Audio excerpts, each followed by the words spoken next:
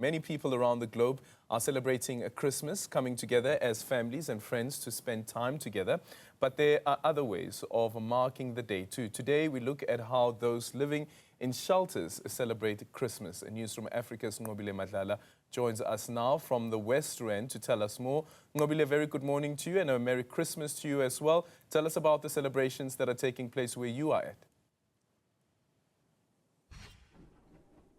Merry Christmas, Aldrin. Well, we know that the young ones are actually going to be having a very hearty meal this lunch, and they're going to be just together and celebrating together. But before I get started on the nitty-gritties, I actually have a special guest here who's going to speak to me about what they're looking forward to. What are you looking forward to today?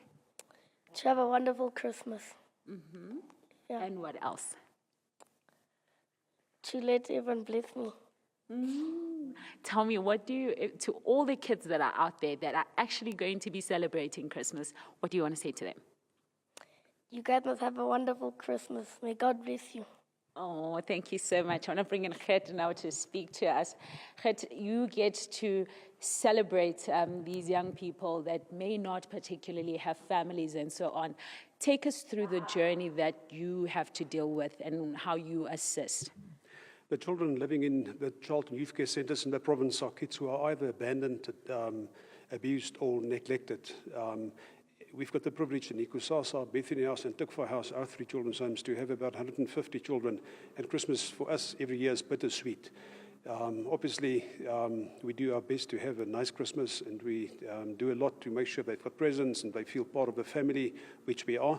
But we also recognize the fact that they miss their own families. Many of them have families, so we're able to reunite them with families for a few days or a few weeks. But a lot of the children have no place to go to. So they're part of the Bethany House Ikusasa family, and we make it a special day for them. Talking about that special day, how are you going to be making it special today?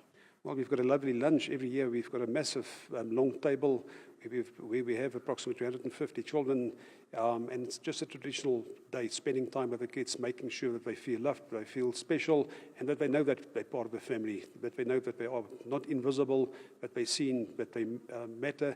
And our logo in Bethany House is Make My Life Count.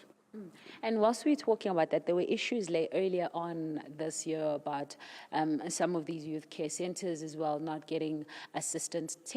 Take me through how important it is to get financial assistance, whether from government and from any other person that's out there to assist. Yes, you're quite right. We've survived 2 years of a very, very dry funding season, especially from government funding. But we're very excited that the new MEC is making the right noises, and that she seems to be committed to making the relationship between civil society and government work again. Without money, a place like this can't exist. To care for a child in a residential care facility in Gauteng costs anywhere between 6,000 and 8,000 rands a month.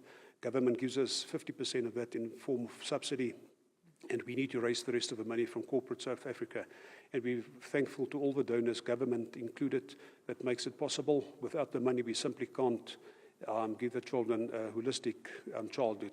It costs money to feed them, to get them to school, to educate them, to clothe them. And we're thankful for the support that we've had in the past year. We're looking forward to a new year. Christmas for us is also a time of new beginnings.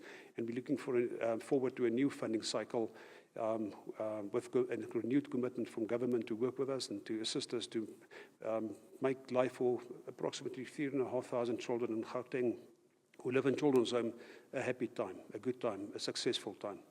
Thank you very much for speaking to us. Well, it's going to be a great Christmas, and we're looking forward to seeing that being celebrated by the young people that are in various homes and are able to actually be as jolly as anyone who is currently with their families. This is one big happy family, Aldrin. Yeah, and such is the cycle of life as well. Just earlier on, we were telling our viewers of the bundles of joys that are being welcomed to this earth, and then sadly, you also have a story of some children being abandoned. Thank you so much, Nqobile Madlala, there, joining us from one of the shelters here in Gauteng.